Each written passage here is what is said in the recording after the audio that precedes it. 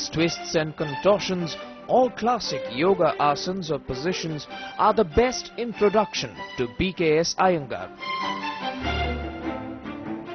The result of a lifelong study, yoga, its most famous teacher says, has given him the gift of life. He says if he hadn't found it, he simply would not have been alive. This week on Being Legends, Anuradha meets him at his Pune center. BKS Iyengar, thank you very much for talking to us. Thank you. Your first book, Light on Yoga. Your latest book, Light on Life. These two titles pretty much sum up your personally changing attitude to yoga, isn't it? You're right. You're right. See, what happened was, as I went on practicing, naturally, something started striking me. How my body functions, how my nervous system functions, how my mind functions, how my intelligence reacts, how my consciousness behaves. So as the stages developed, I had to add when people asked me, what more have you learned? So that is how from Light on Yoga to Light on Life, I wrote 4 or 5 books. Light means because the light which dawned on me. Right. And that's why I gave the title Life. You started out practicing yoga purely for its physical benefits. For gaining health. For gaining health. Then as a means to a livelihood. Yes. And then to a higher... Yes, you are right. So you keep stressing this, isn't it, to people? Well, this is the way. Life is like that. Say somebody have to master something. Then after mastering, they like to share with somebody. So naturally, earning starts. Then afterwards, they want to get better, to explain better than what they knew. Then the last stage is that how to experience the self which is hidden within oneself.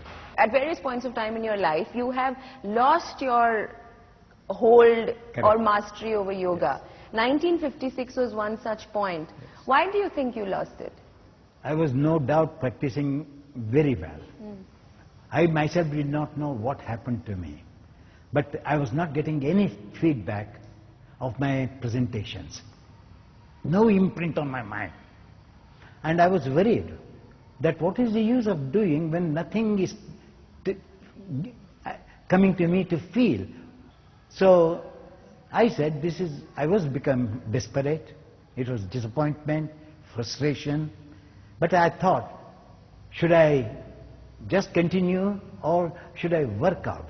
So I had to purge my body, I had to purge my mind. So why not the mind penetrate further where I'm missing in order to get the connection between the mind and the movement of the asanas. At that time I was in Switzerland. I was teaching yoga the Minions. And I said, no, whatever happens, I should not get disappointed. I will work out and find out the reason for it. So meanwhile, I wrote a letter to my Guruji. I wrote a letter to Swami Shivananda because they were all knowing to me. I said, you have to give me the reason why I am feeling this emptiness. But saying that now you are married, you have got children, so when you were young, it's quite different, now it is quite different. I could not believe it. I said, art cannot be disturbed. Art is art. I said, I will not stop, but let me see how long it takes for me to come back to that state where my mind can communicate or my body can communicate. How long did it take? It took me about a month. And not only that, while I was doing, I was getting blackouts. Then I started doing back bends, and the moment the blackout was coming, I said, let me continue 1 or 2. When there is a complete blackout, I used to stop. So I used to increase 2, 3, and then I was getting the blackout after 5 or 6. Like that, when I continued, then both blackout also disappeared and the emptiness also. Basically, you just kept at it. Adding. You have credited the fact that you're a healthy 90 today because of yoga. You've lived. Yoga has given you the gift of life. Yes. Right? That's why I'm practicing even, because that's the one which gave me health. And And that is one which gave me intelligence. How can I stop it? So does the fact that yoga is accepted today for its therapeutic value, yes, does that give you the greatest satisfaction about the fact that you've managed to, of what you managed to do with yoga? When I started teaching yoga, in India it was not respected at all. We had no, even in the Western countries. It so happened that classical yoga was not attracted to the people. Nobody were interested because they were all saying, I'm healthy, I'm healthy. So I thought, in order to make yoga popular, I have to take more on the remedial side. So I started working on asanas which works on various ailments. And then I started giving them with pros and cons. And later I started succeeding very fast by giving them the relief faster than the allopathic treatment in Western countries. While the BKS Iyengar schools of yoga are everywhere today, it is in the West that Iyengar first found acceptance. Even there, it wasn't easy. Hours and hours of demonstrations tailor-made to the needs of his students helped him make the initial breakthrough. He is candid about how he wooed his students, giving them just what he needed. They had a lot of money in those days, so they knew only wine, women and wealth, wine and women. So how to transform them, it was not so easy. So I used to tell them in their own languages, saying that if you want to enjoy, enjoy, but have the power to enjoy, but you have no strength. What is use of simply tempting yourself?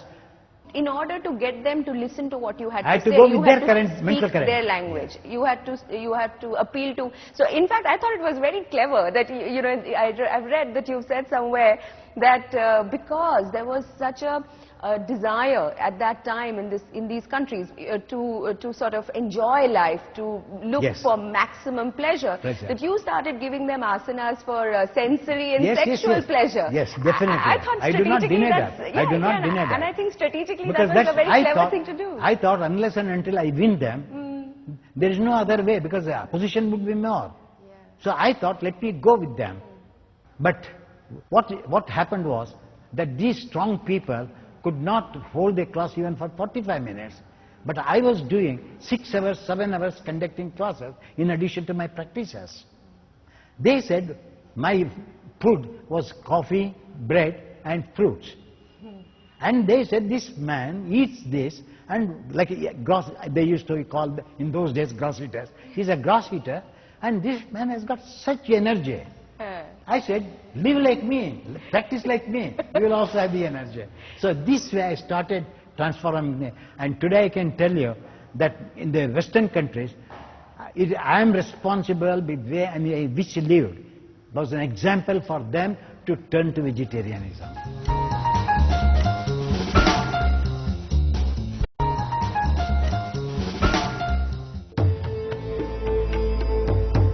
BKS Iyengar's most famous disciple, the person who introduced him to the world, was violin maestro Yehudi Menuhin.